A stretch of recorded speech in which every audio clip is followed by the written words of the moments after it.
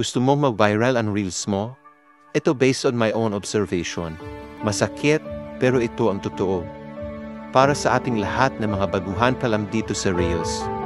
Not unless we are an exceptional kind of person or we have an exceptional kind of talent, iwasan muna natin gumawa ng videos tungkol sa masarili natin or tungkol sa pangkaraniwang activities natin sa araw-araw. Bakit? Dahil hindi po interesado ang mga viewers sa atin. Dahil hindi tayo sikat, hindi tayo artista, hindi tayo celebrity, hindi tayo si Ivana Alawi na kahit umihi lang sa pader, million views na agad. Kung gagawa tayo ng videos, isipin muna natin ang mga viewers natin. Magugustuhan kaya nila ito? I-share kaya nila ito? Gumawa tayo ng videos hindi lang dahil yan ang gusto natin, but most importantly, dahil yan ang gusto ng mga viewers natin.